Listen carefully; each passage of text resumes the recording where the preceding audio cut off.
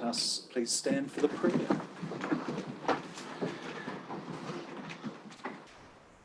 Almighty God, as members of the Rangitikei District Council, we give thanks for all the good things of our district and the advantages we enjoy. We pray that you will give us wisdom and guidance as we conduct the affairs of this meeting. We pray for all the communities in the district we represent. Help us to be fair and honest in our discussions, and help us to work together in unity for the welfare of all your people. Amen. Amen.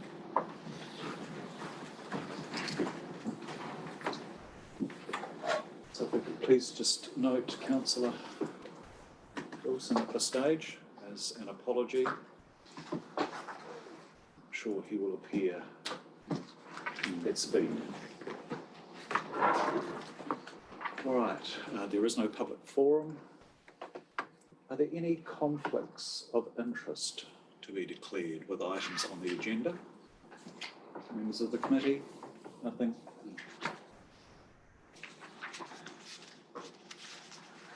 I don't think so. Just one item. When it comes to procurement, I want to talk a little bit about the Bay of Plenty Lass, and as the chair of that could well end up doing a reasonable amount of procurement on behalf of council. Now, that's no different to any other external supplier in that instance. I just wonder if I should at least note my involvement with the Bay of Plenty Lass as chair.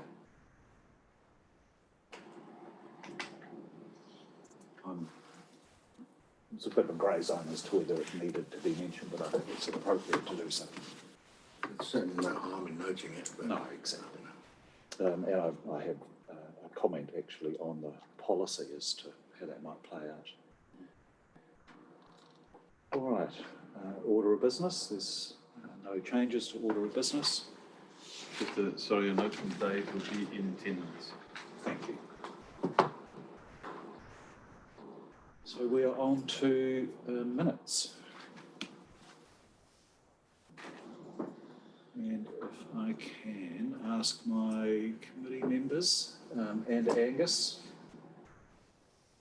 you're happy to move, Angus, that the minutes are a true and accurate record? Correct. Thank you. Sir. not seeking any change to them, but it's lovely that my language skills have been expanded. Very contextual. Those great words. But I'm happy to second. Thank you. And a note of thanks to Ash for his skills. So in that case, if there's no other discussion around minutes, all in favour of their receipt, true and accurate record, please say aye. Aye. Against? Carried. Follow-up action items from previous meeting. Now, the majority of these have been closed, I note. Thank you, Dave. Running through this, the remaining item that is sits with me and the mayor, and this is item with the assistance of His Worship the Mayor. We define items of interest and scope. Now, there were two. I actually rang Ash to say, am I really clear about what it is that this item refers to? And there were two potential areas. One was the not simplification, but the clarification of which papers come to which committee. And that was something that we needed to work on, and Dave has addressed that. I know the executive team have had that conversation and produced a recommendation which looks eminently sensible. The other item, which this may have been referring to, was the rail hub, where I was charged with the responsibility of putting together a draft set of risks that needed to be considered. Now, I have That is still in progress. I have made a lot of progress on that. I've spoken to the individuals externally that I had indicated I would. Been very helpful. So I'm at the stage where I virtually have a draft which I will present firstly to Andy for his review, then to and Peter. I thought they were the two individuals that should have first looked at that in terms of clarification. Then it will come to the Audit and Risk Committee for consideration before heading to Council. What I did want to just check, please, is any particular issues around timing. I could have the draft early next week, if that's appropriate, but I just wanted to check if there are any, we're running up against any time barriers that we need to adhere to. From my point of view, no. I'd be happy if that came back, for instance, early next year, rather than try and drop a work program or a thought program in when I'm going to shut down, or try and shut down. Okay. Ash, if you could note that, please. Mr. Chair, would it be possible to offer Danny the chance to be able to work at a table rather than... Absolutely. Have you met Danny before, Craig? I think we are only in this room, and I'm not sure we've been introduced, so okay. Hi Danny, I'm Craig. So Danny's been there, what, 3 months now? 6. I'm not very good at that. Yeah. Time flies. He's done a lot of work in those 3 months though, no?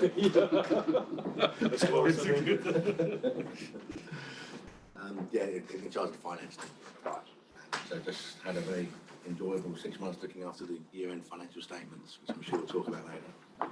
I'm sure he will.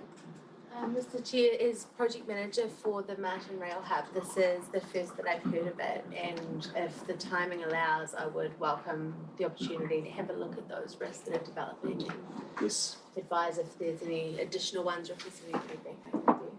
absolutely happy for that to happen. At this stage, it's very much in development phase. I've been lucky that in the last 2 months I've had 2 risk development workshops, and I have been able to table this as all right, here's an example. What would you do? What risks would you identify? So we've had quite a few different eyes over this particular project. And I have to say, each time something of interest has cropped up that I hadn't thought of. So it's been of real value. So, absolutely.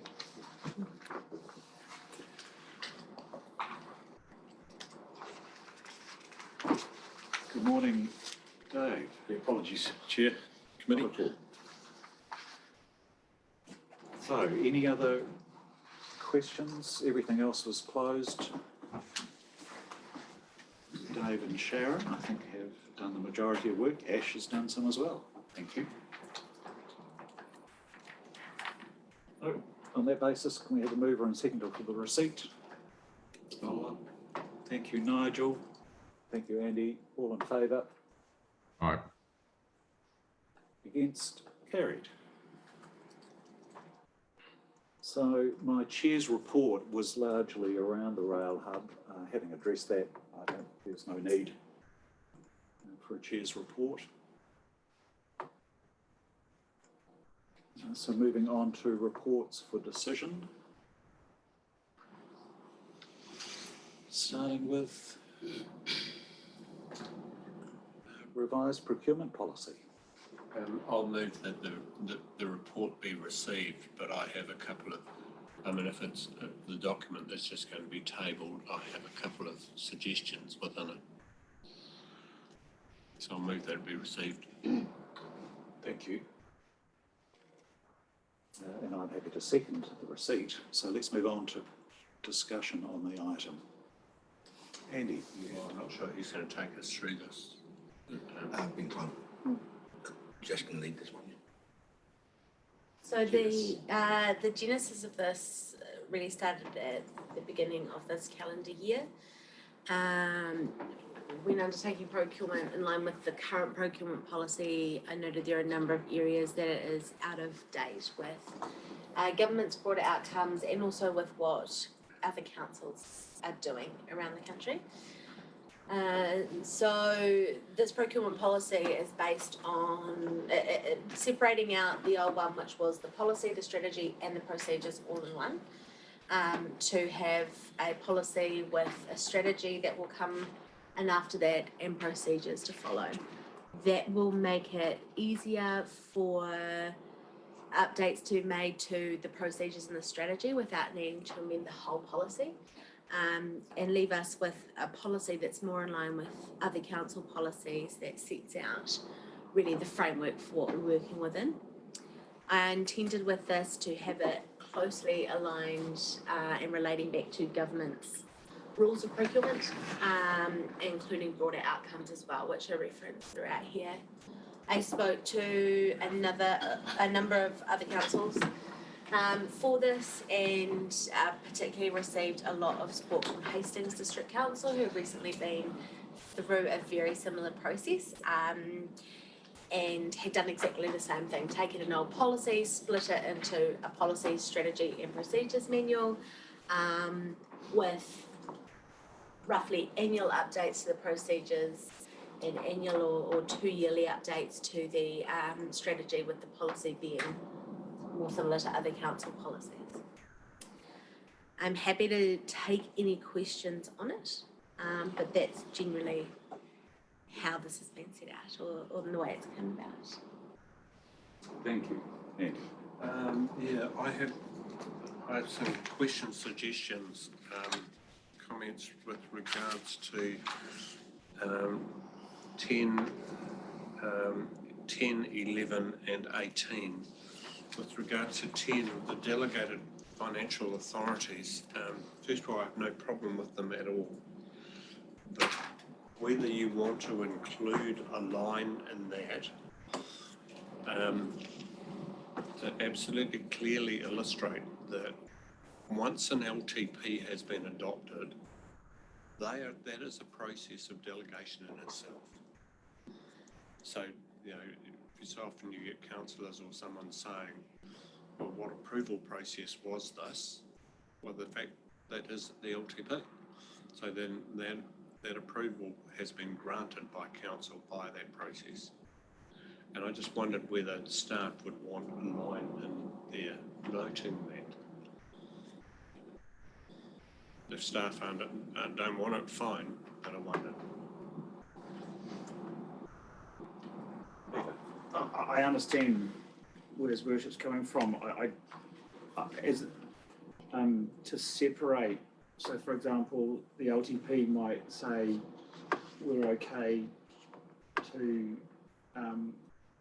commit funding for Martin Water Strategy, 10 million, but there will still be multiple applications of the procurement policy. Correct. But for instance, once you've been given that operational budget, so long as it falls within the parameters of the LTP, in my view, you have the right to be able to spend that. You may elect to bring things, but it's a little bit different when you're just awarding individual contracts within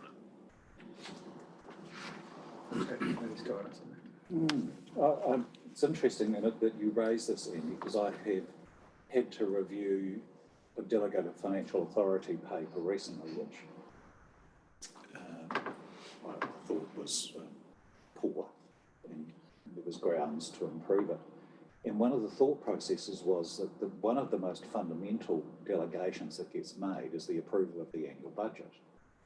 And very rarely, and I checked some of the DFA policies, very rarely is it ever referenced. And yet, that's the bulk of the money. It just sort of seems odd. Now, I don't know how. To explain this, within the delegations register, there are levels of expenditure. So, for instance, if there's a level of expenditure for stuff that is not part of the LTP, and then there is a separate level of expenditure delegated to the authority the chief executive at a much higher rate when it is embedded in. Absolutely, budgeted versus unbudgeted, effectively. Yeah. Yep. I guess my challenge would be, my thinking is there a, if you're getting halfway through an LTP and the world has changed, and you've had to sort of pull back, would something that's referencing the LTP potentially cause some concerns in the sense that, well, actually the reality says we were going to spend 10 million, but now we're only going to spend 5 because that's what we can afford. I just wonder whether it's too broad. There's a separate process for that in terms of variation of an LTP. Right. Okay. Can I just Yeah, absolutely. just to clear it up in my own mind, if I may. The way I see it, if we've approved the $10 or $11 million as a great example in the LTP, it means that the funding is available to get the work done. What this tells us is how to procure that work. Yeah. And I think every piece of that work that's over $250,000 should be tendered, and we should come back to council with a recommendation to say, this is how we tested the market, this is how we get value for money, and this is how we're going to procure it. So I think, in my mind anyway, the LTP sets direction and allows funding. This determines how we procure that investment. Is that? Yeah, I believe you're right. But for instance, the delegation limits change. So what I'm saying is, if it is in the LTP, the delegation limits to the chief executive to make an operational decision or award, that limit has changed, and it's termed as, quite rightly, unbudgeted or budgeted expenditure. It's a little bit of an academic conversation, but I just wondered if you wanted reference to that process under the delegations. It's fine if you don't. I'm relaxed. I think I'm sort of leaning more towards seeing that actually in the delegations policy itself rather than in the procurement policy. But I do like the link between the two.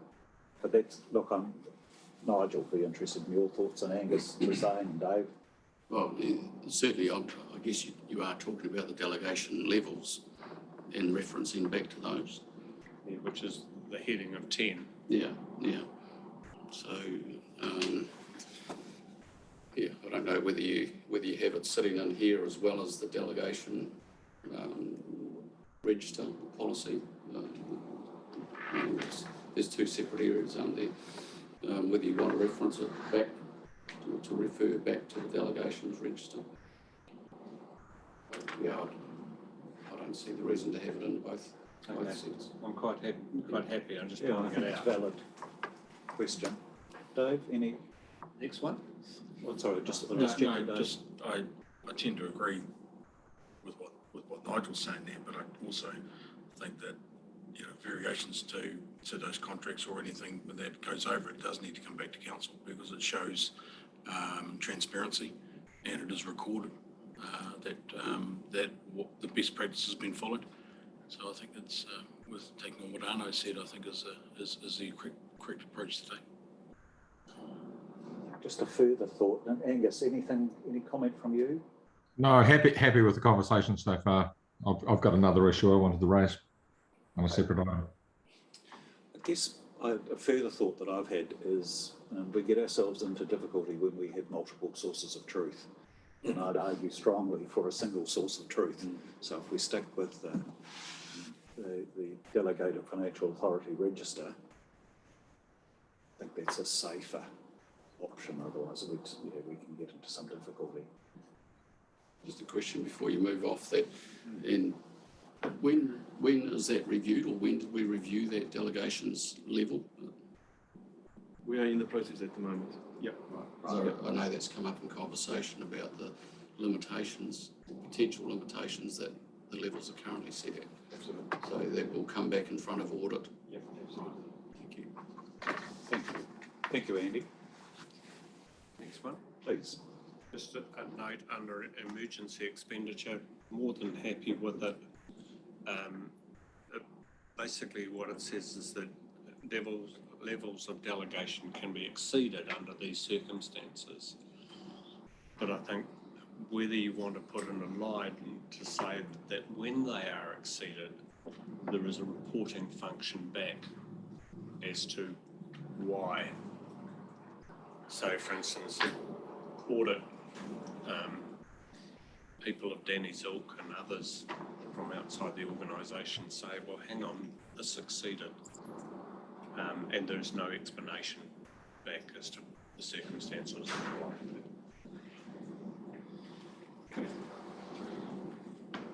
So whether there is a reporting function that's required back to close that loop. Jess. With this, I've tried to keep to the one source of truth and link emergency expenditure to appropriate emergency expenditure procedures. So I'm hoping that would cover what Andy needs with that, which I agree with, that we need to have a mechanism for reporting back. I've tried with this policy to keep it to just the procurement element. So here we've got that the expenditure must be in accordance with procedures rather than the strict requirements of the policy.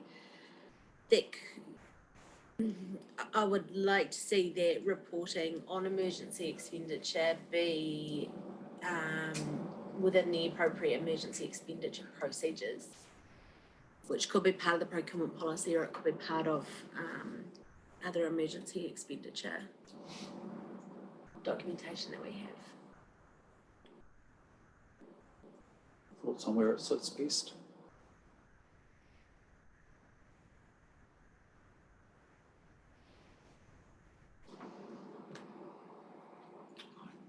Excuse me, Where it sits, so long as it sits as long as it's somewhere, it's clear. And I think probably in the specific policy would be better, which is where you're intending for it to sit, Jess, if I understand you correctly. Procedures. Yeah, procedures, sorry. Yeah. Yes. Yeah, Thank you. rather than within the policy. Yes. Arno's just suggested an amendment there that emergency expenditure, the third bullet point, emergency work to prevent immediate risk to public health, public safety, and the environment. Thinking of the situation we've been in with the Putarino landfill spilling into the river, it fell into a grey area really where it was an emergency situation. And we spent a fair bit of time trying to undertake procurement in alignment with Council's procurement policy, which didn't allow for emergency work because of a risk posed to the environment. absolutely support that. Yeah, totally. Cool. If there's an amendment needed, I'd be happy to support it. Absolutely. Agree. I don't think there'll be any concern about that at all. Thank you. The last one from me, under 18 intellectual property risks, this isn't seeking a change, just a comment that time and time again, where I see this being a difficulty is in images and photographs. So especially, with regard to tourism or promotion, etc., you engage a company and we could make sure, because so many times in different organisations, including my own business, you can potentially get caught out and people say, yeah, you can use those photographs, but they're actually, you haven't signed off the intellectual rights and they're mine and I will charge you. That's where it crops up often. And I'm dealing with one of those situations at the moment, not in my company, but with something else. So, Jess, can I check with you? Did you have a look at, there's that link to the government rules of procurement around intellectual property. Does that cover off that scenario? My memory from looking at it was that it didn't specifically talk about photography, but it rather sets out some general guidelines for agencies on new intellectual property that arises from procurement. So it would apply specifically to commissioned photography, being that is new intellectual property. But really what Cabinet sets out within that section of the rules of procurement are the ways that a purchasing entity should manage that intellectual property, so having it be specific within any contracts of who owns what, etc., etc. So with the policy, we're not, the how we'll do it will come through in the new procurement procedures, but this is really setting out an instruction for staff undertaking procurement to consider these things, to make sure we close them out. Nigel. Oh, I had a comment around item 9, the locally based suppliers, and the wording within that. I think is fantastic. How you've structured that out. You've probably answered it, and you'll answer my question in your last answer, and that would be the procedures will actually detail how you go about judging benefit to ratepayers from a local supplier versus an outside supplier. So weighting and that type of thing. Will that come through in the procedures? Is that? Yeah, it'll come through in the strategy and then in the procedures. So, for example, it'll have a recommended tolerance for price. Should, say, a locally based supplier be less than 10% more than a supplier based outside the region, but saying, for example, perhaps 10% is an acceptable threshold, given the ongoing good that happens in the region from procuring locally. Peter. Forgive me, it's unusual for me to ask a question of my own staff, but iwi, a recommendation that came from Te Rupa ACAR, which went to council, which I think was approved by council, which was for the delegations policy to look at how we might incentivise procurement with Māori business. Mm-hmm. Is that? Do you know where that is? It is, so Section 8, broader outcomes. Yep. Government sets the broader outcomes and those do and can change. And at the moment, purchasing from targeted businesses, which specifically names Māori businesses in iwi, is one of the 4 broader outcomes at the moment. Which is social procurement? Yeah. Yeah. Absolutely, yeah.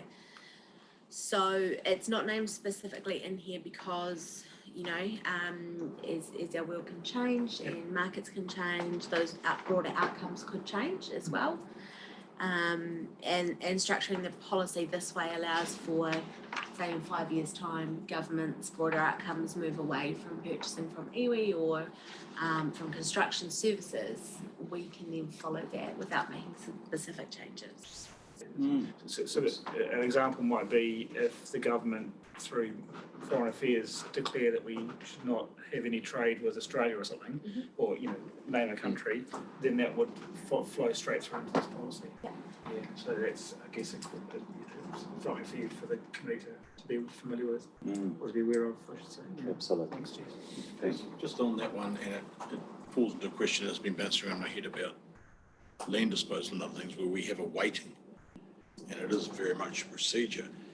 But if you've allowed a weighting to that, surely there would be an opportunity for somebody or an outside supplier to challenge what that weighting was and the basis of what it was on. So you're going to have to be able to demonstrate that benefit. You might think that it has a benefit, but you're going to have to demonstrate that benefit somehow along the line. And if you could leave yourself open to a challenge on something if you've put a weighting on it and said, well, it's 10% for this, but part of that procedure needs to have another layer so that it can be documented what it was and why, and it should be clearly track and traceable, because when it comes to disposals of lands or use of council buildings or property, they can be up to, I think we get up to 30%. That's a significant amount sometimes. And just where that sits with regards to making sure that it achieves, if we've given a weighting to it, we need to show that we've achieved that or have some way to reference it back to being achieved, I guess. That will come through, I think, in the strategy and procedures manual. So, for example, when we do procurement now, which will continue, we state what those weighted criteria are, and within that, exactly how we will be marking tenders on it. And that's trying to remove any ability to challenge that process. So we state what we will evaluate on, and then we evaluate on that, and that makes it quite clear. We take notes. It doesn't stop a supplier challenging us on whether our procurement policy and strategy is correct. So I'm not sure I've got any ways to prevent that from happening, from someone coming and saying you have to demonstrate the benefit of purchasing locally. But this is really giving us the ability to state that we will do that. Sorry, Andy. We've done that by way of consultation on the policy. So, and the policy outlined the opportunities and broad range of facts that council could consider. That consideration is, first of all, in committee. Somebody could go in terms of, commercial interests and those sorts of things. Could that be challenged to the Ombudsman? Yes. But the Ombudsman is highly likely to say that they've made decisions against a policy, and those decisions have a commercial ramification. My guess is that there wouldn't be that traction. But the fact that we've published the policy to say that that's the responsibility of council, that's the transparency in terms of process. I was just going to add that once this policy has gone through its process and council has signed it off, that those are the rules of council. So I would struggle to see anyone being able to try and challenge it if council have agreed that this is for the benefit of the district and the ratepayers, and they've made that decision, then that's the final policy. That's how the decision was made. Yeah. But Peter's absolutely right. If the government came in and said, that's part of your policy, we require a weighting factor to be given to iwi, then it becomes part of law that we have to adopt and alter the policy to recognise that. So made the comment in the last audit and risk meeting, the question that I raised was, are our policies updated against legislative change? And that's why I did it. You did. I remember that, thank you. Mr. Chair, could I get a word in edgeways here? Yeah, yes, you may. Okay, so, and it's with respect to this this particular part of this item, locally based suppliers. I think in some ways the wording in it is too parochial. If you look at our Rangitikei district manufacturing base, it's incredibly narrow. So if we were going to source componentry, it's a pretty good chance that it won't be sourced out of any Rangitikei manufacturer. But there's a good chance that it may be sourced regionally from one of our regional neighbours. For instance, concrete products might come out of Wanganui, or laminated wood products might come out of Horowhenua, because there is actually manufacturing capacity there. And so I wonder, do we need a slightly, I'd describe it as a layered approach when we're thinking about this, like Rangitikei first, regional neighbours next, and then I guess the New Zealand-wide pulls in worldwide supply chains. Because, if we look at our bridge in Mangaweka that we're doing, the steels come out of, well, was it Japan, I think, or was it Taiwan? We don't have capacity in that space within New Zealand. But if we were going to source concrete pipes, well, there's plenty of capacity in New Zealand. I'd hate to see it going offshore because the price was 2% lower. It would be a nonsense. And the same with some of the other, some of the other material choices I've highlighted. So I wonder, do we have enough wriggle room to actually do that, to have a slightly more layered approach?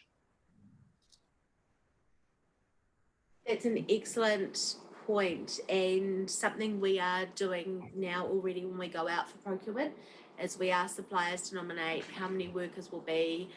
All suppliers will come from within Rangitikei, within the surrounding MW LAS regions, and then from within New Zealand. And I'd really like to incorporate that sort of hierarchy of our preferences and envisage doing that within the strategy and procedures manual, so that this policy will state that we put the emphasis on local being within Rangitikei, and that we will adhere to that, but within the procedures and strategy will state you know, in the absence of suitable suppliers, materials or pricing coming from within the region, we will prioritise based on being within one of our surrounding regions and then being within the country. Should be surrounding district, Jess. Yes, surrounding districts. Sorry. If I can add something, Mr. Chair, just this is a really good example of what Jess is trying to achieve. So we've got the policy as a very concise document. Then we got a strategy, and in there we describe this. So if this is our strategy, then we're going to look locally first, and then we'll look at the neighbours, and then we'll do all of this that's described in there. And then the procedures gives you the tools of how to achieve those things. Right. And that's so. The idea is the policy doesn't really change ever. Procedures can change all the time. Yep, accept that, thank you. Angus, comfortable? Happy with that. Thank you. Any other questions? I just had one on, I was just thinking through the scenarios, and this is around this, the policy applying to CCOs. This is under scope. And what I was thinking about was the NWLAS, which isn't a CCO, of course, but is on the cusp, potentially becoming one. But also Bay of Plenty LAS, which is a CCO, and is really a core procurement hub. And there could be items, and I was playing with scenarios saying, I think this policy should apply, and just because we are not a shareholder, how do we ensure that we get influence over or visibility over their procurement policies? So, and you could argue that that falls out of the consultant category you've got later on. Might be appropriate, but the two scenarios I played with in my head were insurance, big ticket item. Would you have enough control over the various elements of that to be able to determine whether you participate or not? But if it was something like aerial photography, which is again a reasonable spend, but that could well end up being a contract with the Bay of Plenty LAS, which we are merely a very small part. Now, look, I don't have a particular suggestion about or see this as a fault at all. It's not a criticism. I'm just thinking about we could end up with quite a lot of procurement going through an entity. Yeah, I can speak with confidence that the procurement policies utilised by the LAS are very good, and I'm sure entirely consistent with this. But what gives us comfort here that they are is the scenario. Now, I might be trying to fix a problem that's too difficult to fix. We might just park that with you, Jess, to say, think about it. Is there anything we can do in that space? Is there not? When there's an aggregated procurement activity, which we're part. Can I just ask a question there? I think that really is up to council. So what we have done before, especially with some of the funding from central government, if we feel we have to deviate from our own procurement policy and there's an analysis that goes with it to say, it's not quite what we would do, but it's done for these reasons and the outcome's actually better in value than we would have done, then it's up to council to either agree with that variation from the policy or not. And I think this would be a good example of how we would do that. Personally, I don't think if we're doing it within the council frameworks, the LASs, I don't think we would encounter that particular issue, but you're right. The deviation from the policy. Yeah, I think the value of all of that, it's recorded and documented for audit purposes as to how we ended up in that position to procure in that way, with a clear auditable trail of how we got to the decision. Absolutely. Sorry, Dave, I'll come back to just Nigel. Yeah, that question came up in my mind in regards with our shared services agreement and where do they get treated within this policy, and the consultant heading sort of covered it, but does it or doesn't it? I guess that's the question. Are they treated as a consultant, or are they treated differently as our shared service partner? Whether that needs to be clarified within the policy, I don't know. But yeah, that certainly struck the chord when I read through that. Thank you. If I may. Sorry, just Dave had a Unless Jess is going to respond to Nigel's comment. I consulted with Manawatu in the development of this, starting probably in February this year, to say what would it mean. At the moment, our current procurement policy mirrors theirs. They're the same policy, just theirs is Manawatu, not Rangateke, and consulted with Manawatu to say what would it mean for you if we went our own way. We had a different procurement policy. There's quite a lot of change I want to make and have a policy followed by a strategy and a procedures manual. And they were really comfortable with it, and to basically you'll provide it to us and instruct us to use it under the shared services whenever we are procuring on your behalf, and we will follow it. And I put it in and took it out, put it in and took it out, whether we'd actually name shared services in that same vein of employees, management and consultants, would we have shared services in there?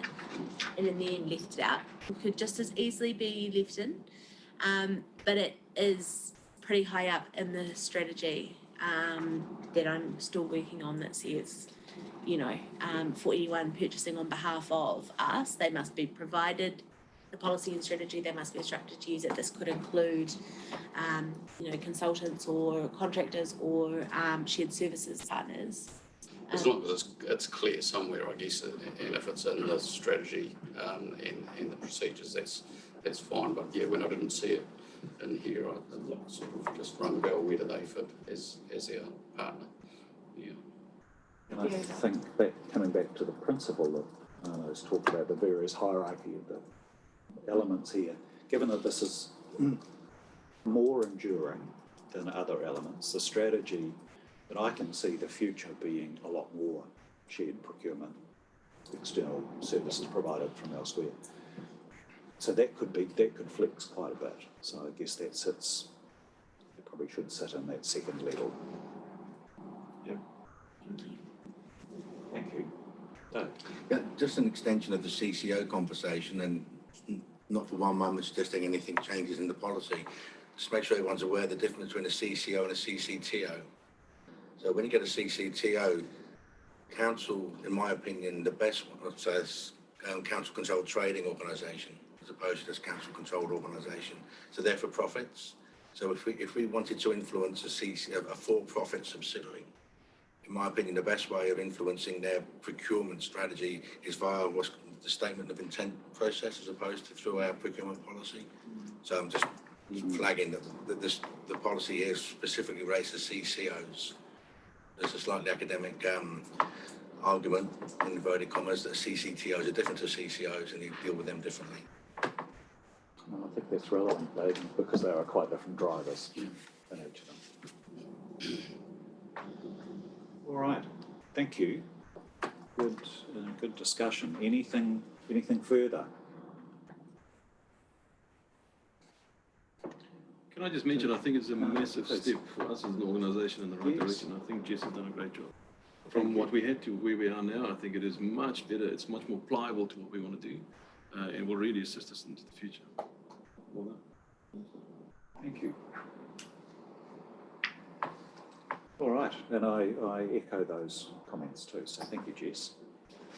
All right, anything further? I note our recommendations with the receipt of the report and then to provide feedback. So, which we've done, one very minor but important word added, and I think that's all we have to do with this. This will, I'm assuming, goes to council for approval, full council, with the support of Yep. Okay, thank you. Well, in that case, those two recommendations we've fulfilled. We've had a mover and seconder with Andy and myself. I'm happy to move recommendation 2 then. Thank you. That needs to be. It does. Dave will second that. Recommendation 2. Thank you. So let's vote on both of those. All in favour? Aye. Against? Carried. Thank you. Thank you, Jess. All right. Health, safety and wellbeing. Right. Thank you, Mr. Chair, and good morning, everyone. So this report presents our usual monthly health and safety dashboards, as well as an update on progress with our health and safety due diligence plan. And there's also some new documents for the committee's review and feedback. I acknowledge there is quite a bit of information in this report, and really that's reflective of the extent of activity that's been happening in this area. Acknowledging the number of items, what I suggest is perhaps I go through each item and we discuss questions as we go. Absolutely, All of happily. that. Great, thank you. So starting with the health and safety dashboards, we have the dashboards for September, October and November. They're presented on pages 34, 35 and 36 of the agenda. Key things to note is that there were no notifiable incidents or accidents during this period, meaning there were no serious harm events. And the common risk categories continue to be abusive behaviour and also motor vehicles. They are both current focus areas and subject to ongoing training and support for our staff. Are there any questions on the dashboard before I move on to the due diligence plan? Just on abusive behaviour, and I'm really sort of reflecting on what we're hearing on the news relative to what's happening with changing boundaries and conditions, etc., rules around COVID, and the increasing frustration. There's clearly an escalation in the public on that particular matter. Are you noticing anything at all? Do you think it's escalating? Yeah, I mean, this is an area that we've noticed has continued to be a challenge for our public-facing staff, both in terms of, I guess, what we're categorising as near-miss events, where incidents happen in their presence but don't necessarily involve them, and also events that actually do involve our staff. It's certainly something we talk to our people about regularly, and we have arranged for some training, some de-escalation training to take place in January for those staff. But you're right with everything going on at the moment and the changing traffic light levels, we are anticipating that will increase. So it's an area that will continue to be a focus for us. Thank you. Just ask a question on that similar vein. You just said something there. You said instances that you are being witnessed but are not necessarily affecting the staff. So therefore that is being witnessed in council premises. Yes, and that's where we're categorising it as a near miss rather than something that involves the staff. Okay, so is that due to an increased focus, therefore increased reporting, or is it an escalation of those events? That's hard to comment on, but I believe there is a combination. There's increased reporting as well, certainly, because we have been promoting reporting of incidents more. It's of course very hard to tell what the levels were when staff weren't reporting them. Yeah. Do you, and subsequent to that, if I may, do you go down when you look at the abusive behaviour? Do you take it down to a next level, which I think is what the chair was indicating as to what the drivers are of it? So therefore, do we have any controls over some of these matters? Do we go down to that sort of micro level of detail? Yes, all reported incidents are investigated, and there's always a debrief with the staff to understand where we can what may have happened. Sometimes if it was a near miss and we're unable to go down into it too much further because the two people involved weren't present. To be spoken to, it's difficult. But yeah, where it involves staff, we do a debrief. Thank you. Sorry, Nigel, just one moment. Please. Just a question you mentioned around vehicle incidents on the health and safety dashboard, and you've said you've got plans in place to deal with it. Do you see any concern with the levels of incidents, or is it a manageable thing that's happening? The steps that have been put into place, I guess from an elected member's perspective, how do we feel confident that they've certainly been highlighted and being dealt with? I mean, it's one of our most frequently reported incidents, and clearly driving is a big concern for us. It has the potential to be a really significant hazard, which is why we're putting a lot of intention into supporting our drivers, not just drivers where we get reports that there's been incidents, but all our drivers. on the basis that, if we can make them safer drivers at work, we hope to make them safer drivers outside of work as well. And that kind of thing we're doing is driver awareness seminars, advanced driver training to give them more skills to deal with hazards on the road. And you utilise the other tools, I guess, that council have. Is it e-roads and things like that for identifying behaviour? Yes, we do use e-roads. That only identifies a couple of measures of driver safety. So it measures braking and speed reporting. It doesn't measure things like driver behaviour, driver fatigue, driver distractions.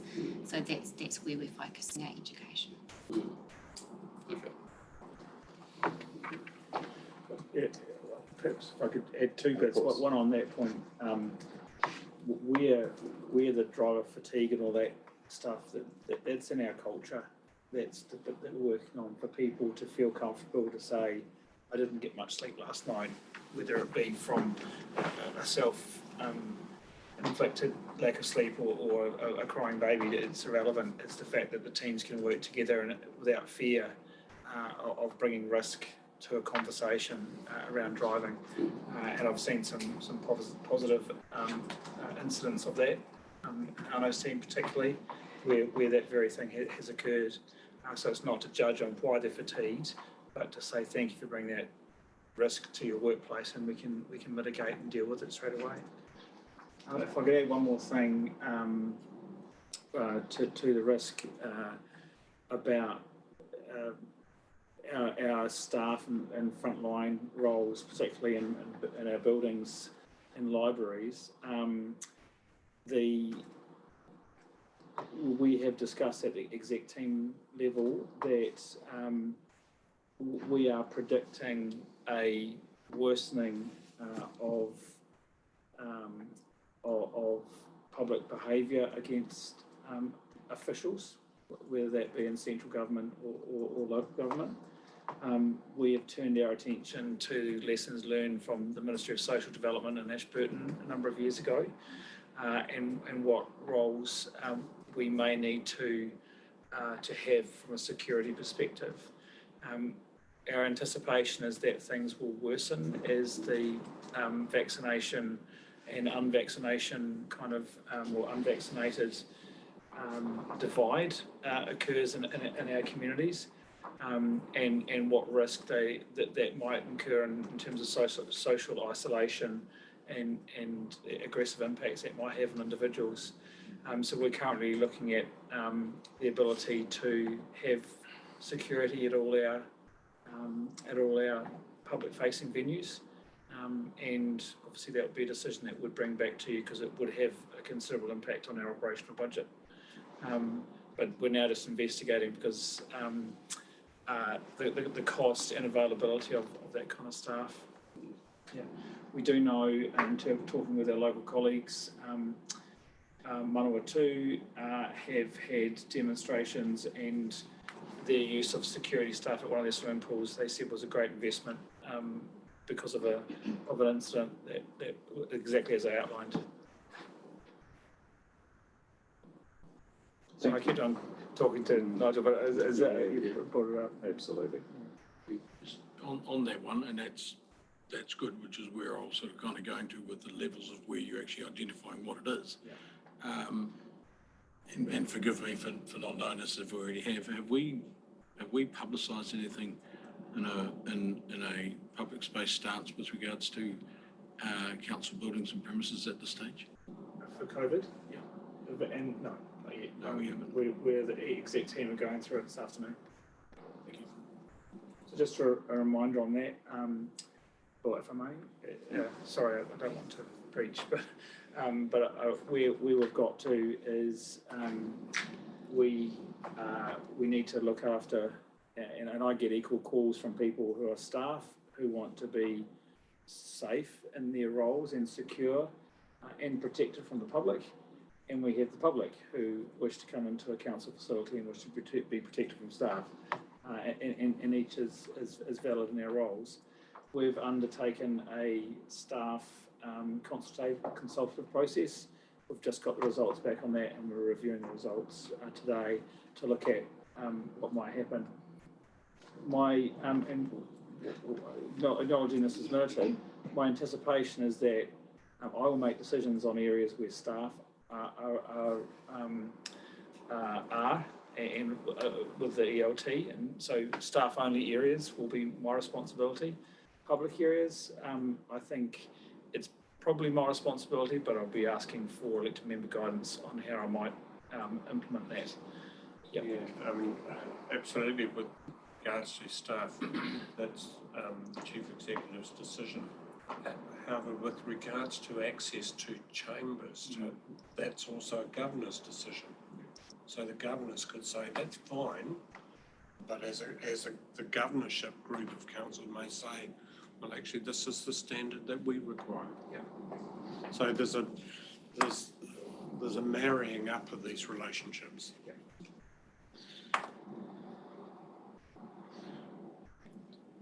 So council will have to make that determination as well with regard to this area. Yes, but forgive me, the two need to stand side by side and they can't be contradictory to each other. Yes.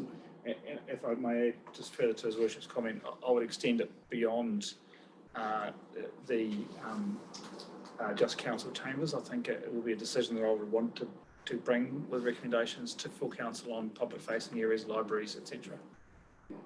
That would be my next question, the swimming pools and public access like libraries, Camping grounds. What rules do we put in place? It's going to have to be made.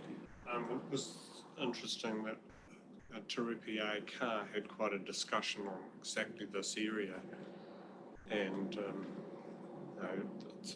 it's an interesting debate, but virtually, there are a number of people who were saying, hey, I don't want to go to a Turupi Car meeting, for instance, if I'm putting myself at risk. So they were stating their positions. There is also the position of right for individual people to make their own calls. So just before we return to Sharon to continue, let me just check in with Angus. Anything at this stage you're keen to comment on? No, happy with this discussion so far, and I'm looking forward to this whole access into areas discussion within council. I think the one thing that we have in our favour is we have this mechanism that I'm using today for those who wish to opt out of societal norms. We don't have to be here in person. I'm not saying that I'm opting out, it's just physically impossible with that. But it's a good mechanism. Absolutely. Andy. However, the right for council to make decisions via Zoom is a statutory right that has been given with a time frame. So that time frame was extended, but that does not mean that in the future, after New Year, for example, whether that right continues. So everybody's thinking, for instance, councillors are thinking, I can Zoom in. Currently they can, because that's the law. But it may well not be the law next year. Understand. Thank you. Sharon, back to you. Thank you. Are we happy to move on from the dashboards? Okay, so the next item is our, our Health, Safety and Wellbeing Due Diligence Plan, and you'll recall that the committee endorsed this at the last Audit and Risk Committee meeting. That is presented on pages 37, 38 and 39 of the agenda, and you'll see that there has been quite a bit of activity. We can now mark many of these items complete. So just to go through some of them briefly, we appointed, at full council, appointed a governance, health and safety and wellbeing champion. That was Councillor Dalgety, and that's been so far a really huge asset to support the progress of some of the items on the due diligence plan. Myself and Councillor Dalgety have also both completed the Institute of Directors Advanced Health and Safety Governance Training. So that consists of 6 online modules, and it's a really excellent training. So we did get a lot of value out of that. There is a suggested attachment on page 40 of the agenda, which is a health, safety and wellbeing governance charter. This idea arose out of the Safe Plus assessment recommendations that we did earlier this year as part of our wider due diligence activities. And what it essentially... Sorry, may I interrupt for just a second? Sorry. So Andy, just checking whether it was on the previous item you wanted to. Thank you for making sure that Councillor Dalgety had that opportunity, that's all. So thank you. Sorry, Sharon. Carry on. So that chart is really a visual representation of the first page of the due diligence plan. It's aligned to the Institute of Directors guidelines for due diligence, as well as those outlined in the Health, Safety and Employment Act. And the idea really is that would be a visual representation that we might choose to display somewhere. Happy to take any questions on the charter before I move on to the reporting schedule. Just a quick one in regards to the due diligence plan. So Councillor Dalgety has been the elected member champion that's been involved in this process as well. How, I mean, under the health and safety guidelines, all elected members are counted as officers. So how do we distribute that information that Councillor Dalgety's gained to ensure that every other elected member has that same sort of understanding? I guess that's just the question. Is it just through this reporting and the access to it, or do we actually specifically have time set aside for council in a workshop space? Shall I better answer? Andy had it. Well, there is a reporting function. If a councillor attends a council funded course, they have a responsibility to report back to council around. So if you go to rural local government conference or another training thing that we are funding, they have a responsibility to report back to full council. So yeah. Would that cover it? No, yeah, so I get that, you know, the attendance and that knowledge gain, but this due diligence plan, every elected member needs to understand that they are required to gain an understanding of the operation carried out and the risks, organisations, hazards and risks. Does every elected member know that, you know, and how do they gain that knowledge? I guess that was the question. Yeah. And I guess our intention was that the due diligence plan in itself would assist members to gain that understanding of the risk through both the reporting that we're doing and things that we're offering, such as the workers done sessions, where members will get to experience some of the risks and the solutions to those in the field. So that workers done program is really to try and demonstrate some of these highlights.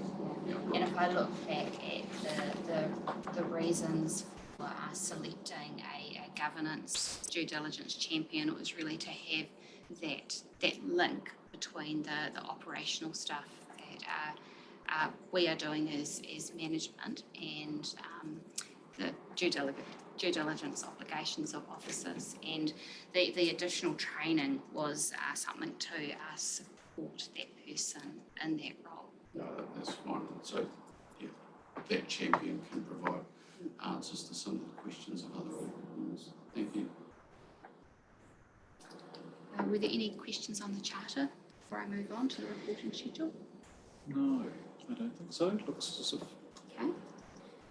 Just check in with Angus again. Anything on the charter, Angus? No. Okay. Thank you. So part of the due diligence plan was a review of our health, safety and wellbeing reporting schedule, and that schedule is detailed on the third page of the due diligence plan, which is on page 39 of the agenda. Of note, the ones that involve this committee for full council includes monthly reporting of the dashboard to council, quarterly reporting to this committee, and then as required required a full report of any notifiable events to the Audit and Risk Committee. That reporting schedule is fairly new. It's really what we've put in place quite recently, and certainly when Councillor Dalgety and I reviewed that, we weren't proposing any changes to that at this stage. I'm happy to take any thoughts or questions on that. Yes, I was just reflecting, in fact, about to repeat the comments that Arno made. The progress in this space has been substantial. Well noted. Thank you. So possibly the biggest piece of work is the next item, which is our health, safety and wellbeing strategy. Due to size, that was not attached to the agenda, but it was sent as a separate item. This has been a big piece of work, which has involved myself and the executive leadership team, as well as a working group of our health and safety and wellbeing representatives, and has also been reviewed by our health and safety governance champion. So this replaces our existing health and safety manual. That manual is fair to say quite out of date, and it is still in fact in draft form with a number of track changes. It's a long document that has a lot of copies and pastes from legislation.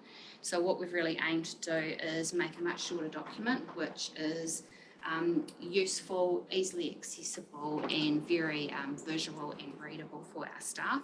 So it's gone from about a 90-page document to a 20-page document with some of our key documents, key other frameworks appended to that strategy.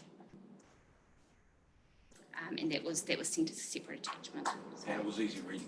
It was good. It's great. It's quite concise and detailed the needs and the risks very clearly to people. So that was a very good understanding of that document. I thought it was good. Thank you.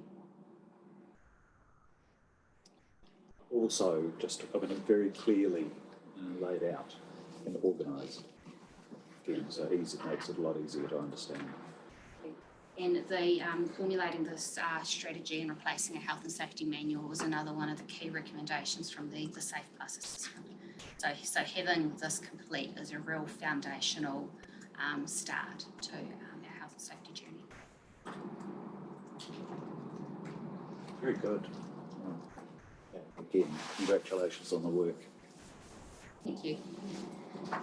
The other thing that is presented in this item is our volunteer health and safety guidebook. So this was an action arising out of the Policy and Planning Committee held in October, and quite coincidentally it was actually something we were already working on as part of our health and safety work plan and our health and safety strategy. So this book is intended to guide situations where our own staff are engaging volunteers, or perhaps where we have a group of volunteers doing work on council land, such as a planting day, where there is a council person supervising those volunteers, or at the very least overseeing that work.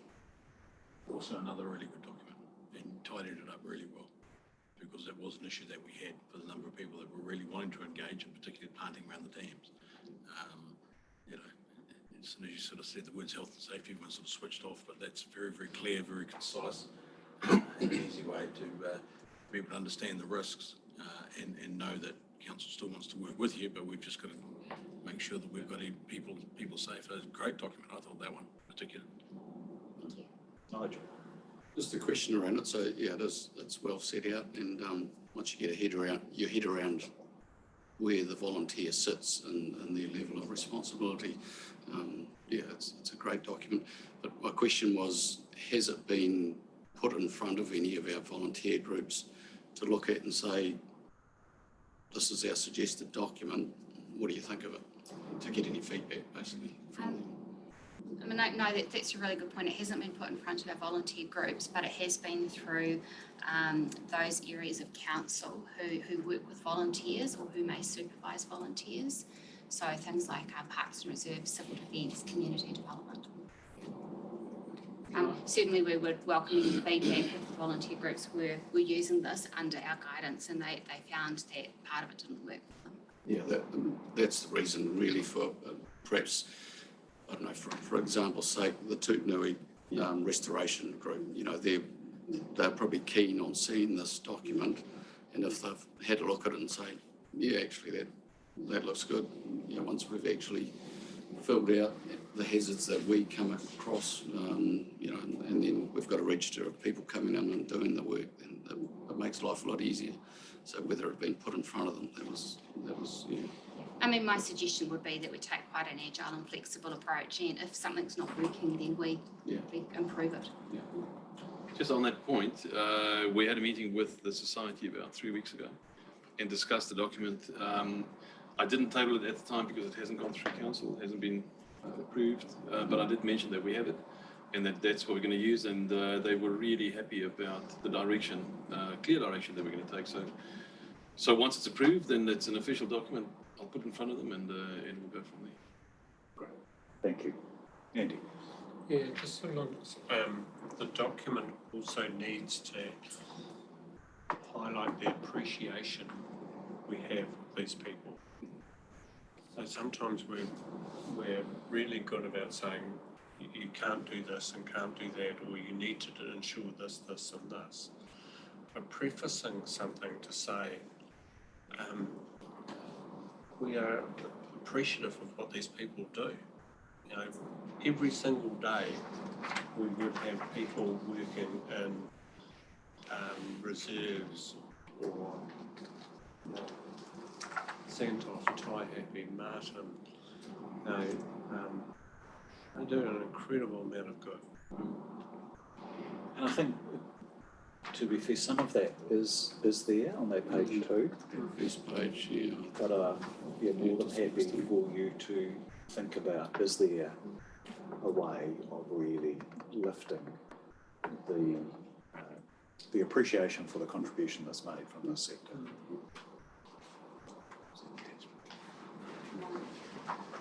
Although, of course, that all comes with the delivery of the document to the volunteers at the time, doesn't it? So that's all tied into that. When you said we'll put it in front of the groups, and that's how when we do that, when we're saying this is the policy, but hey, you know, this is not a handbrake, this is an assistance, and we want to be with you. So that's in how you deliver that policy, or to deliver that to them. I don't know, but I don't think it should be reviewed by these organisations, because ultimately it's the governance and it's the responsibility of the council to make sure that. So reviewing it, I don't like that side of things, but I do think it's the way we present this to them as this opportunity to do these wonderful things together, and that's just a conversation. Work hard today and we want you to come back and work hard tomorrow. Yes, absolutely. Please. Yeah, I like the first statement in it. Rangitikei is a district full of passionate, community-minded people with a get on and get it done attitude. Yeah. That really says we've got a lot of people out there wanting to do stuff. It's good sentiment, absolutely. So thank you. Angus, anything? Yeah, question from me. Page 9 lists common hazards. I suppose I describe them as the low-level ones. And somewhere in it, I've only briefly flicked through it. We do note hazards relating to machine tools. How does a volunteer really assess the risk, you know, the sort of level of stringency around risk? Because for someone who's, say, never picked up a power drill before, that might be really daunting.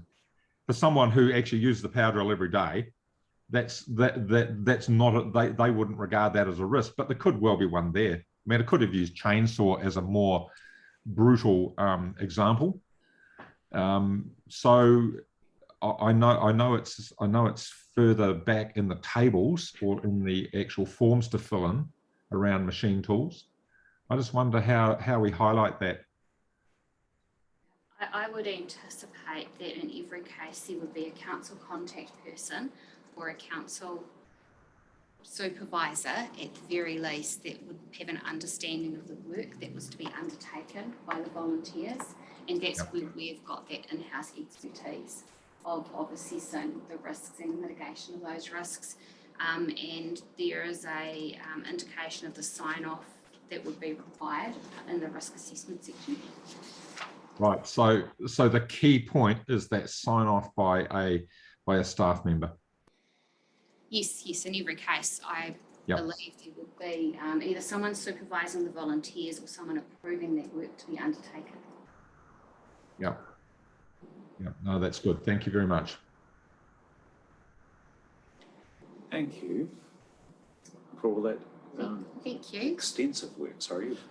So just the final bit of my report is really just an overview of our work program and where we've been at. We've really just been talking about the stuff that's been happening over the past few months. And in addition to that, we've been doing our Safe Driver program and offering some driver awareness sessions. What's happening right now, look, all our health and safety attention has really been on our COVID-19 procedures and proposed policy and just transitioning to the traffic light system.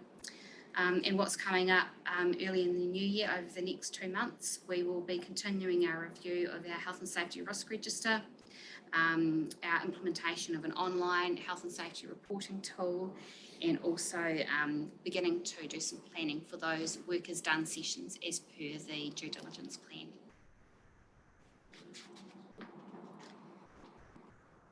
Me. Thank you. Thank you. All right. Well, obviously very well received by the committee. Can I just check to see if there's any further questions, comments? And then if not, we'll move to the recommendations. Nope. All right. So there are 5. I'll scan back to. Being the receipt of the report, with the attachments, feedback on the health, safety and wellbeing governance charter, which we've considered and think is outstanding. Current health, safety and wellbeing reporting schedule. And we've reviewed the strategy and the volunteer health and safety guidebook. So can I ask please for mover and seconder for those 5 recommendations? Thank you, Dave, and thank you, Andy. All in favour? Aye. Against? Carried. Very good, thank you. Great piece of work. All right, Mr. Toombs, we're on to Treasury Reporting, please. Thank you very much. Largely take the paper as read, just to point out the sections 3.2 to 3.5 show that the full borrowing covenants based on our current levels of debt are extremely comfortable. There's no concerns whatsoever there. But one of the covenants does get a bit tested. Should our debt go up to the levels it will do on our completion of our capital expenditure program. But we can still manage that, but it does get a bit more tight. Yes, yeah, understand. And Andy, I think has, yes. Yeah, thank you. I spent quite a bit of time looking at this, especially with regard to the covenants, and I took on the view of the impending 3 water legislation. And when I refer to our LTP in terms of water, wastewater, stormwater, there's through a couple of very distinct levels of expenditure. One is an operational expenditure, one is a capital type position, including depreciation. But effectively, you get the thick end of 20 million that's taken out of our council funds. Now, if you remove 20 million and then take the analysis against our covenants, we're in trouble, and potentially quite significant trouble. Yes, I'm aware that we get about 18 million back. The government promise on debt repayment, but if you then do the analysis of our LTP years 24 on, I think there are very significant effects that we need to actually have an understanding of. And we probably also need to have an understanding of our debt replacement policy. So, you know, our LTP is very heavy in terms of we've been good citizens and we're paying money back at quite a fast rate, or we will be in the LTP. But effectively, we're paying money back that we would be granted back by surrendering those assets, passing the assets over. So it almost makes me question around how we deal with those sorts of issues. They were unknown to us at the time of the LTP, by and large, but they are very significant. For instance, we have a rebuild potentially at Main Street of Martin, you could say circa 20 million, and same thing Taihape, and there's a whole lot of other expenditure. You strip that out, we go way over the covenant length, and I think we can't use naivety. And I know that Dave has quite rightly signalled previously that we need to look at these issues and everything else. There's the pressures of dealing with our current situations, but somewhere I think we need to do this work. I agree. I see. I have had the chance briefly to talk to Dave about it. I haven't had the chance to talk to Peter about it. Peter, my apologies, but I've only really become aware of this thought patterns in the last day or so. Andy, I'm right in your camp on this one, and I freely admit I have done numbers and things aren't my strongest point. But when we went into the LTP, I recall raising this: if we haven't got the asset, but we're borrowing against an asset that we don't own, then we're breaching a number of these potential covenants. And at that stage, the government hadn't mandated, so we, in my opinion, rightly so, all we could do was go in with a what we know situation, and we went with that status quo, business as usual. But sitting in the background I agree, is 100% of what Andy's saying, but I'm not quite sure how you're going to actually get around that one, because we're going to be backwards by quite a large amount of money. I agree. Nigel. So my question would be around the knowledge of no council being worse off. So to have that complete understanding of how it leaves our council when all of that stuff is taken off our books, and does it leave us in a vulnerable position? And if we're not aware of that, I think that's a concern. I think that's the ultimate question: is where do we actually sit once Three Waters is pulled completely out of our hands? Where do we sit as far as a council being no worse off? Andy. So neither local government, the entity working groups, or government really has clarified exactly what no worse off means. So there has been reference to, for example, some items of it, stranded overheads, for example. But in terms of no council worse off, I am certain that they wouldn't take into account a CapEx build that is not associated with Three Waters. So this is an argument around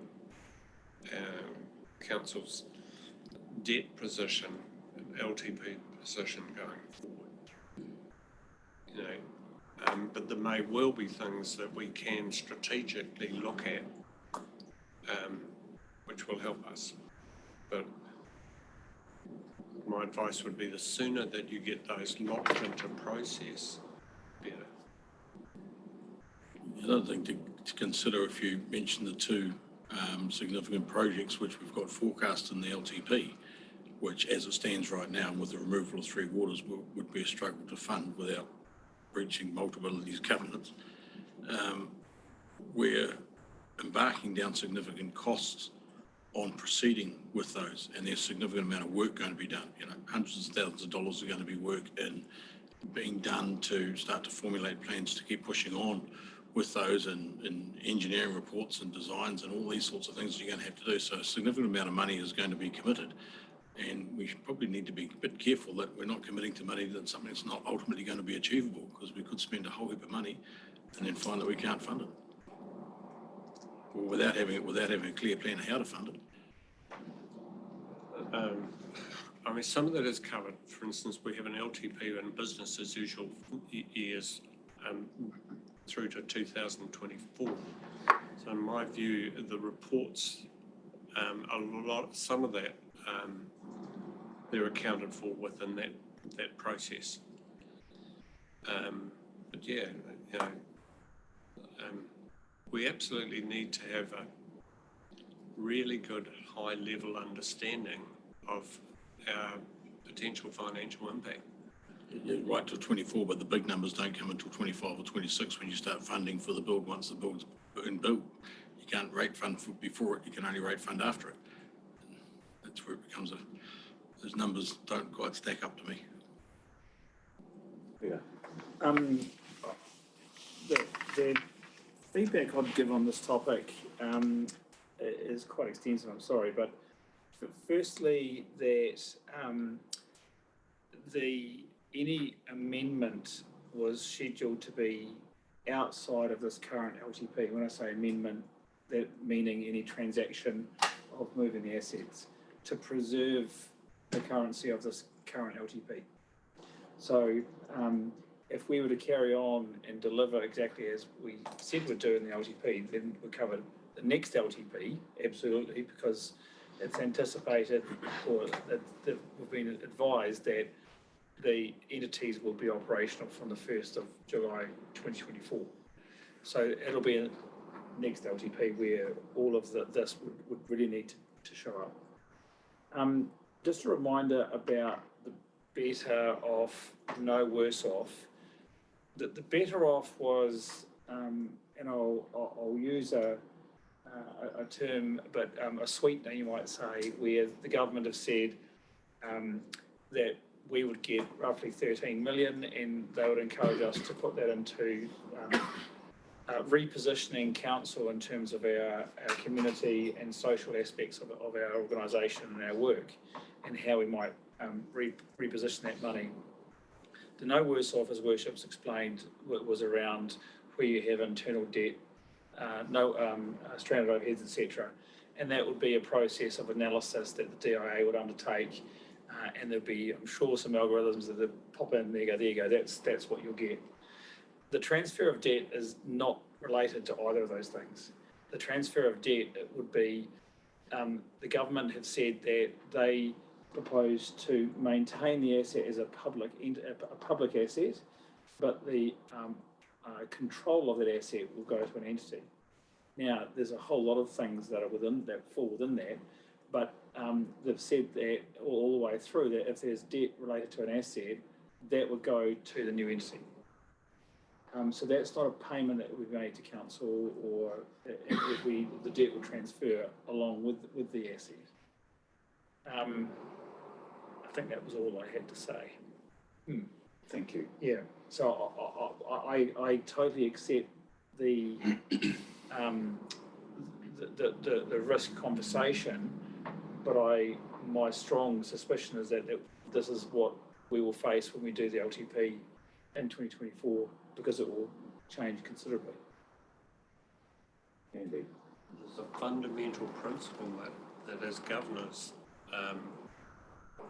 we, and I can't remember the words of it under the Local Government Acts, but essentially, if you commit yourself to a funding process without the ability to fund it, and that is in the future. So, for instance, if you look at the case, the Northland Council,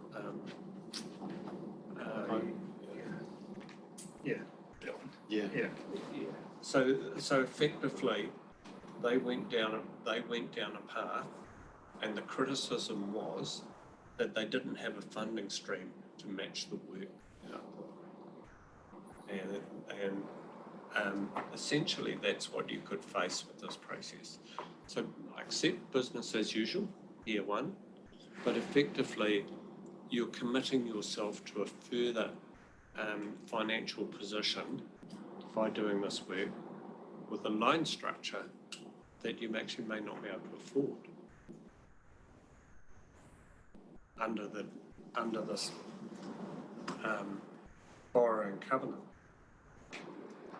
I don't know what the answers are, and that's what I'm stressing. Yes. But we need to go into these discussions and thought processes eyes wide open. Absolutely, Dave. Thank you. Yeah, great discussion. I think it's relevant to point out that the 4 borrowing covenants are very much driven by LGFA. And LGFA are scratching their head big time at the moment because every single council is going to have a third or half of its balance sheet ripped out. And so I fully expect these covenants to change. LGFA have actually changed in the last 12 months because of COVID. They've extended some of these covenants to take into account a couple of the larger councils, their income flows because they're based on CCTO dividends. So LGFA are very much aware that they're going to change these covenants as a direct result of 3 waters. So that will throw, and then they might change shape totally. They might just change the numbers, or they might just come up with 4 different complete measures. And our Treasury policy is very much based on the LGFA borrowing covenants. So these what we're looking at here probably won't be in place in 3 years' time. They'll be different. Yeah, that's why Auckland Council, for example, are saying we don't want to borrow this because we lose our ability to borrow or we get downgraded. So they've gone to government and said, that is our issue. How are you going to address this? And there isn't a process for that at the moment. There'll be some very intense discussions happening for sure. But the point I'm trying to make is there will be intense discussions around this, but you have to go into that intense discussion with a knowledge around what you could likely be facing. And so I think it is a work stream that we certainly need to think about. So if I might just refer you back to page 9 of today's minutes, actually, we started these discussions at the last meeting. So there is some good background there. So I think it's fair to say we'll continue these at this committee meeting anyway. Yes. And I think from my perspective, and I think this is probably where Andy is too, is actually less, covenants are really just a flag or a sideline. It's actually what's the shape of the organisation look like in terms of fundamental income, balance sheet, what might we do? And you're absolutely right, LGFA I'm sure will flex because it's an issue everyone's facing. Yeah, and Peter's absolutely right. Yeah, when I talk about getting $18 million back, it's not as if we get $18 million back as a cash pool that we can use because it's literally transference of debt. It comes off as a debt. What it does create is the opportunity to use that part of that debt provision that we currently have for something else. Yes, of course. Yeah, and our position is slightly different to a lot of other councils where our council-wide debt's $3 million. So if you transfer 18 million debt out of us, you've got to create 15 million worth of capacity somewhere. Yeah, correct. Absolutely. Sorry that I wasn't able to go through this. So I guess my question then to follow up on, and I absolutely agree with Andy and the concern that he's raising, and it's merely around, so what is the timing of starting to think about doing some modelling? Okay. Well, we have started, but I'd suggest that maybe based on the minutes from the last meeting and the discussion we're having in this meeting, that I include a paper at each of our following meetings, a high-level financial review, analysis, commentary. So we'll start building on that. I would be fully supportive of that, would love to see it. And it's not precise figures. Oh, no.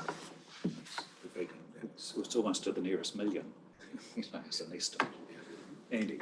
Yeah, this is going to be a changing horizon, and I would envisage a report coming at an incremental level. You know, this is what we know so far. This is what we need to work on. these are the unanswered questions sort of stuff. And it becomes an item that we slowly build an understanding. I think I've said enough. Sorry. Yeah, I agree. And I think Dave's going to support that as well. I think it's the increasing level of understanding of the different scenarios as they play out, and however that falls depending upon our central government decision makers. One that really hurts us is actually the depreciation. Yeah, absolutely. So, Dave, thank you for that offer. We will gratefully receive that report. On the basis that the first few versions made raise more questions and give answers, but it'll be a good discussion anyway. Absolutely well, and we anticipate that they will. Thank you.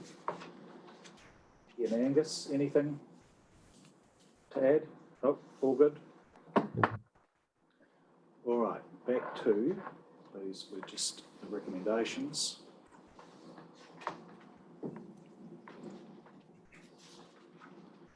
If I got to the right page. 43. Thank you. Have to move those two recommendations. Yes. Seconder, Angus. Angus, thank you, Angus. All in favour? Against? Carried. Just asking staff whether it's interest to you to have a further recommendation to do the analysis in the future.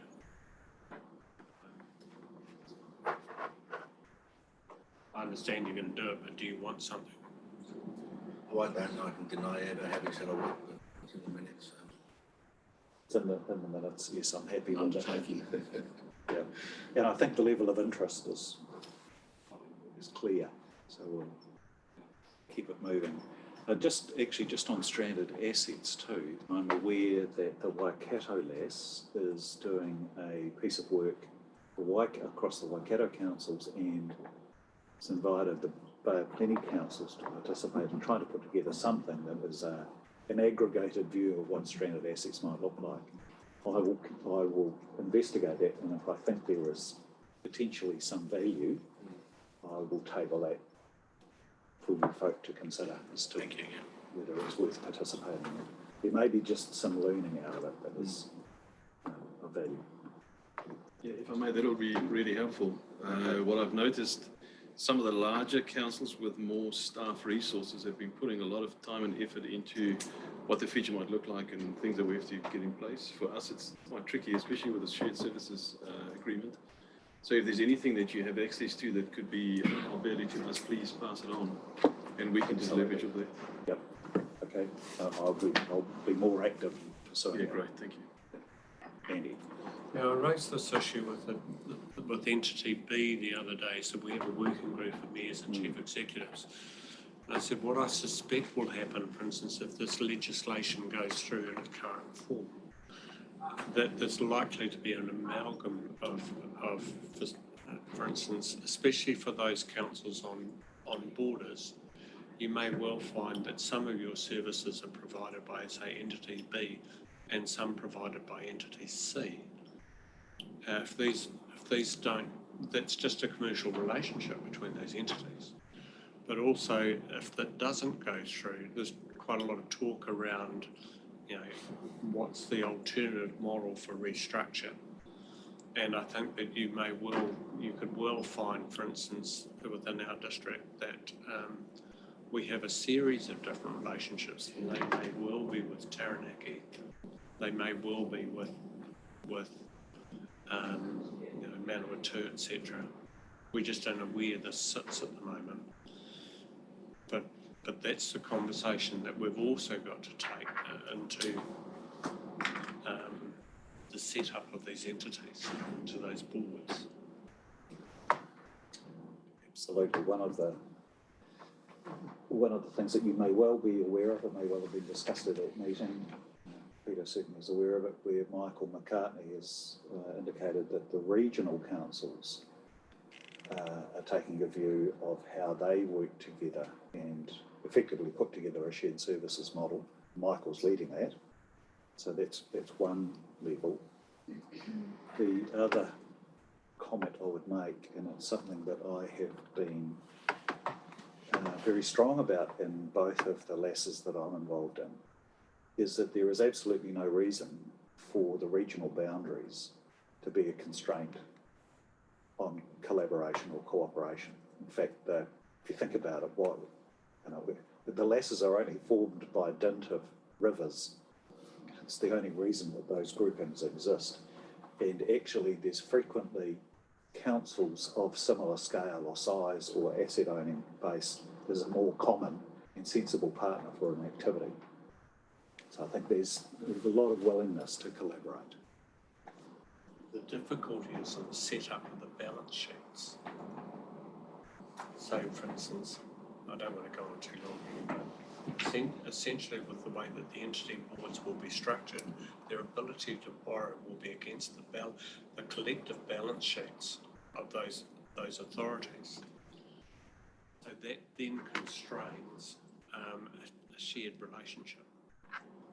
So it's not as simple as just saying there will be a grey border area. I think it's really, really tricky.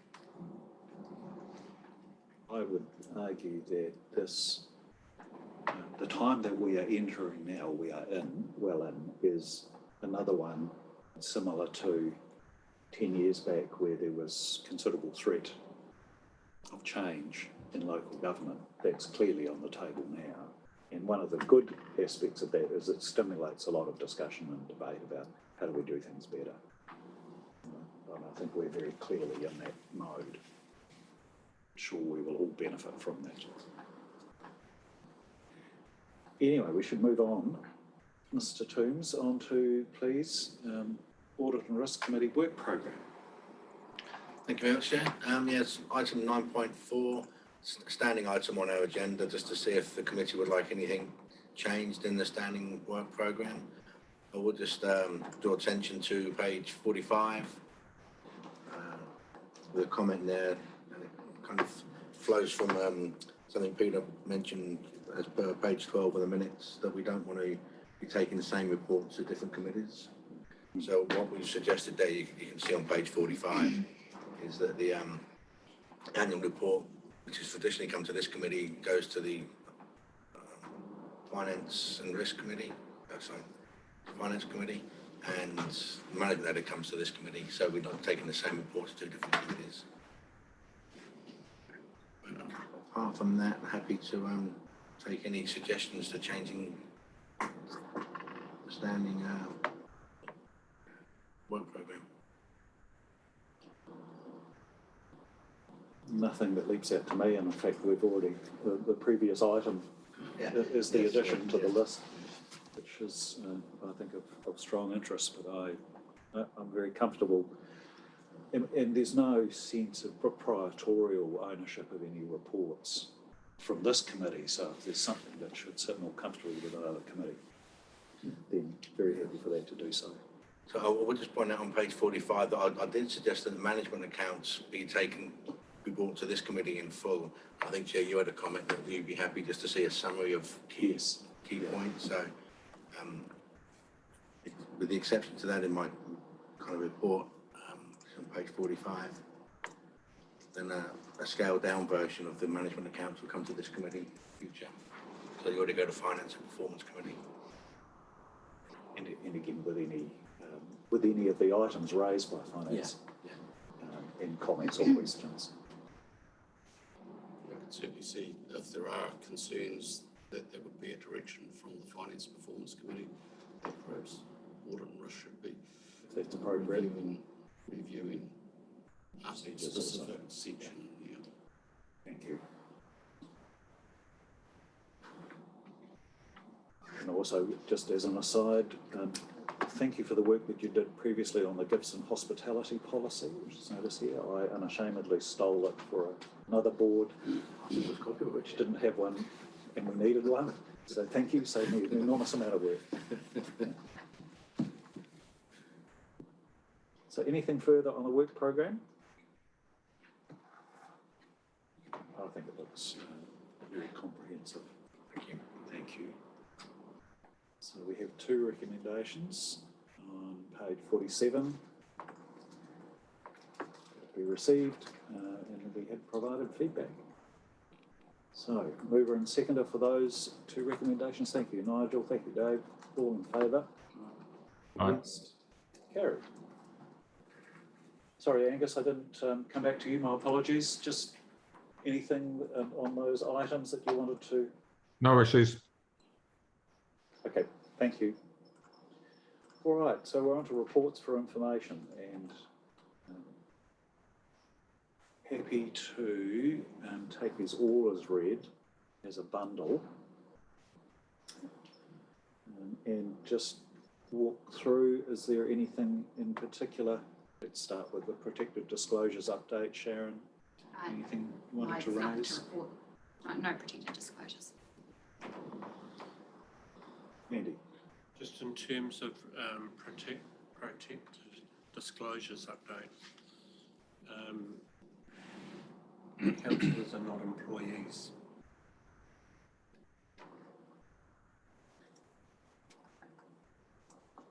So,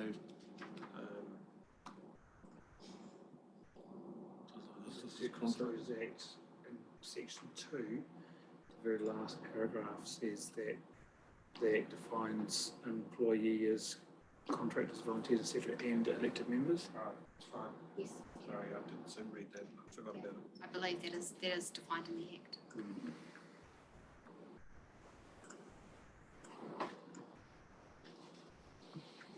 Thank you. Any questions on that item?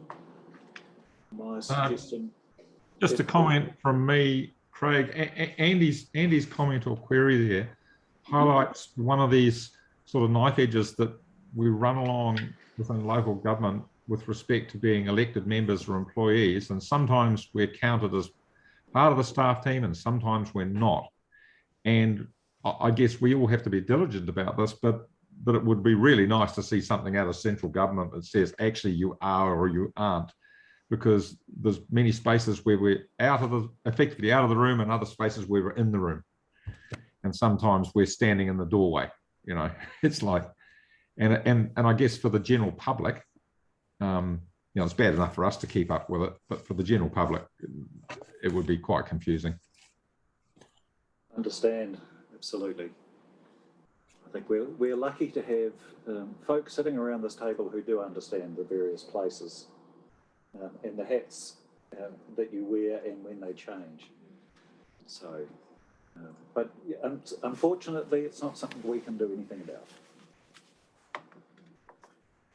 Okay, so moving on, and with your permission, my suggestion is we just work through these quickly and then we'll receive them all at the end. Are you happy with that? Is that acceptable to the committee? Unless there is a particular item that requires. Yes, sir. Thank you. So, Danny, anything that you needed to raise on the annual report overview? Only that we Audit to the Finance and Performance Committee to say it was going to be adopted tomorrow, the annual report, but that's now been pushed to next week's meeting. Other than that, it's all that's what we reported to the Finance and Performance Committee meeting. No. Can I ask Danny just to maybe update the committee on what's happened to some of our neighbours, that they're signing dates? So some of our neighbours have been pushed out to February for adoption. So we're getting a lot of audit queries through, so we're working hard to get them through as quick as possible to make sure we stay on time for signing next week.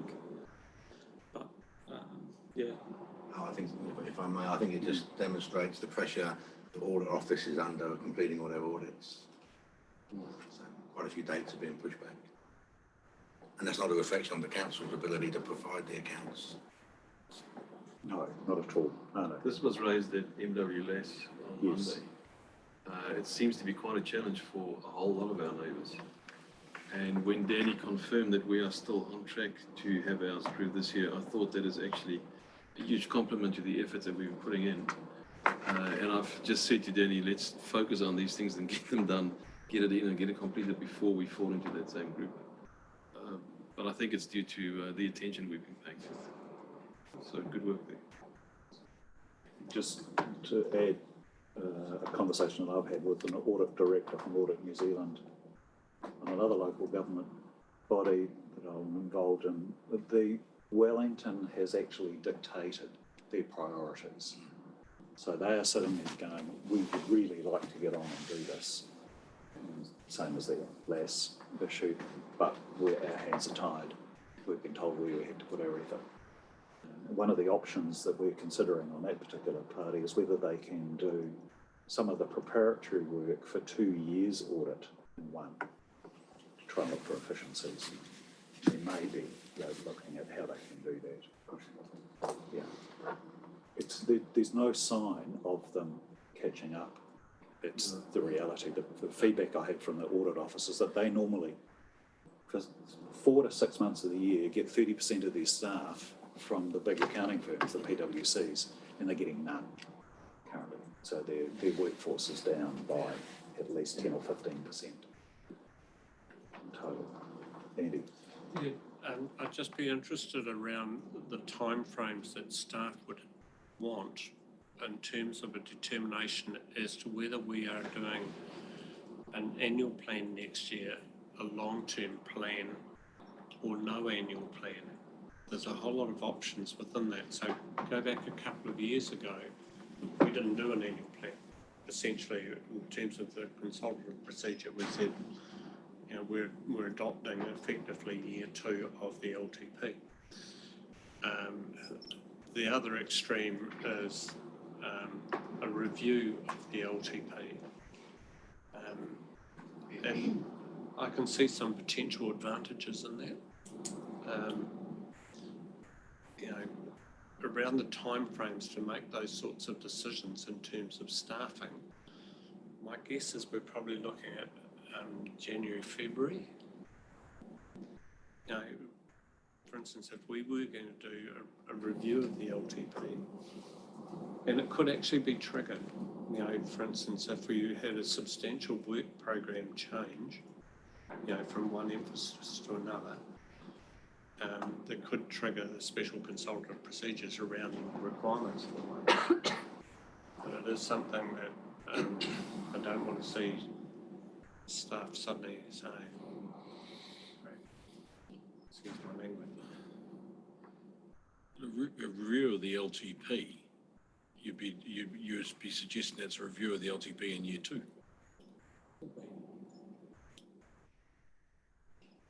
you see as a substantial change in the work program to require that? I mean, I advised council the other day, for instance, if you said, hey, we're going to leapfrog a major capital works program, I don't see that as a trigger for it, but we'd need some advice around that. But equally, if you started to restructure, if you decided to restructure a debt position in lieu of 3 Waters, for example, definitely would. Yeah, but the first one that you mentioned doesn't have any impact on rating. It doesn't have any effect on your rating impact, so therefore wouldn't require to go out to a review and a consultation process if you were to restructure where you might move the capital works programs. Well, it could have an effect. It's whether it will have an effect. It depends whether it's less than minor. So if you substitute within first 3 years, for instance, one job for another, a 15 million versus a $20 million spend, that could be deemed as significant.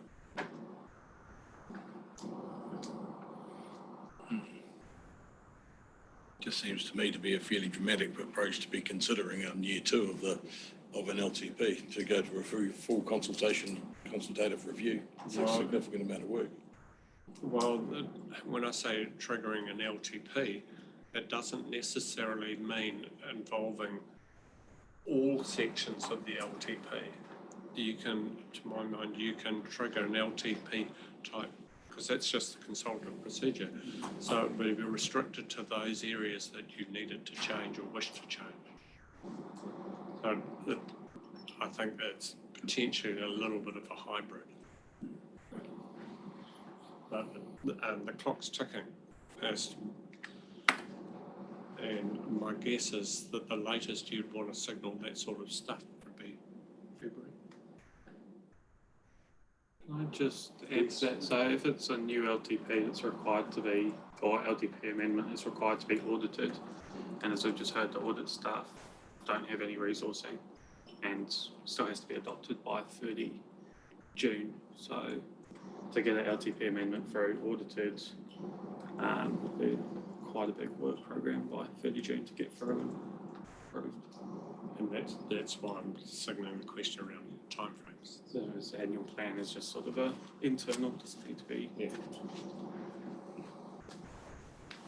Sorry, if I could just add in, and I feel compelled to do this, is that our internal staffing resources are heavily strained at the moment too. I cannot imagine that we could squeeze it in without making substantial changes to other workflows. Yeah, sorry. I agree with the Bishop that we need to consider this, and I accept the work and who we get to audit it, put on staff, but we have to do the right thing and resource appropriately, not resource and then strangle people with work. So I'm mindful of Arno's comment, but I think the right thing is what the Mayor has said. In terms of the analysis of that, and we bring that back to your attention. Absolutely. I may be raising something that council says, no, we're fine. And they But may. if we're not fine, then we need to know. Exactly, no, it's a valid question to be raised. Okay. Thank you. I can see Danny's not leaping with excitement on that. But at least I can leave now. But that's all right. We understand. And we will not, absolutely, as Peter said, we would not leave you to drown. It would not be acceptable. So, thank you. Thank you for putting up with that conversation. All right, risk management policy. Yes. We need to stop. Well, Thank you. unless you think that you can cover everything else in the next sort of 5 minutes. Committee, I'm happy to carry on if it suits the rest of the committee. I'm okay because I think we can move at pace, but I just need to check that Andy and Nigel, you're happy? Yeah. Angus, you're not too tired on camera? There's a legal requirement. Yes. Invoke that, so if you could look at pace, I appreciate it. Absolutely. Yeah, understand. Thank you. And I don't want to put you in a difficult position. Completely. Risk management policy. Anything? Committee that you want to raise or discuss?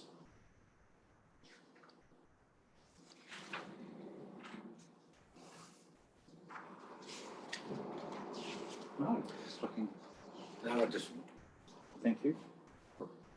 Solid. Anything you wanted to raise? no, I'm just conscious of time, but there's the key part of a framework as discussed earlier.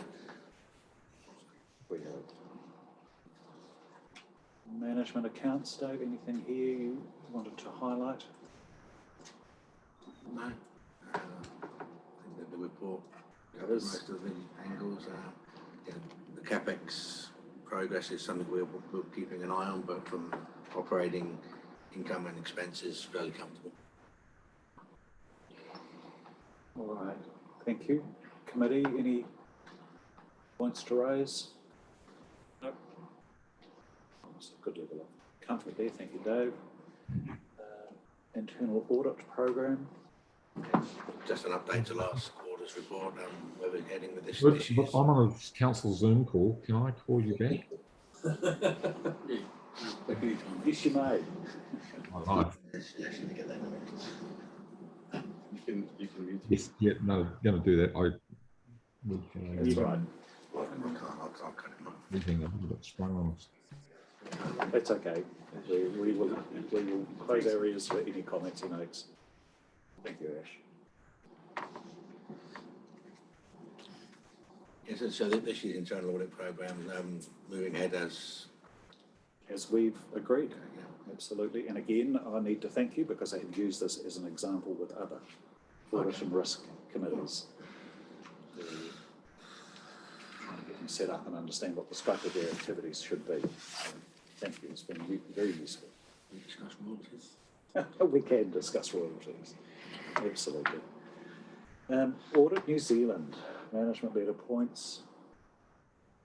Just happy to report that we've cleared an awful lot of these off. You have. Thank you.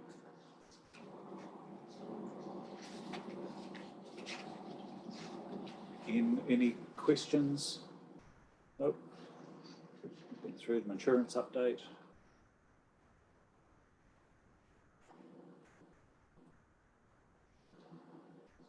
Again, nothing of great significance there. Fraud reporting. Again, it's very clean. Thank you. Strategic risk review.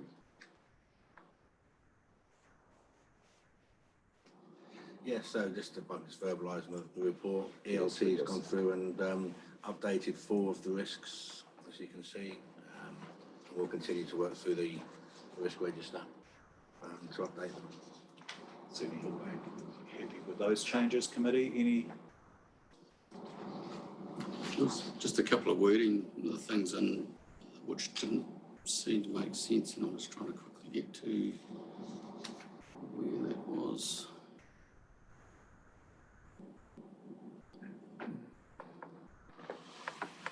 Capital program falters in the risks, and it says because of overall capacity in the market to deliver nationally and regionally. Would that be a statement that you would have in there, or overall incapacity? You know, that you want to signal the potential lack of capacity. It was a wordsmithing type thing, really. Which page? Oh, page 88. Yeah. Page 88. Yeah. It could be stated in the alternative, but the heading is unable to achieve because of. Oh, okay. Sorry, Peter. No, I was going to say I'm quite happy to change that to lack of capacity. That's certainly what it's just intended. so that you're signalling, because if you're just reading that, you're saying capacity. You got that, Dave? Page 88. So it's section 4 in the left-hand column. Yep. Risk 1 is lack of capacity. Yeah.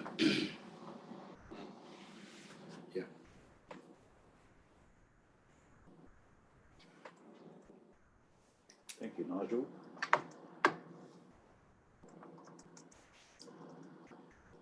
Anything further?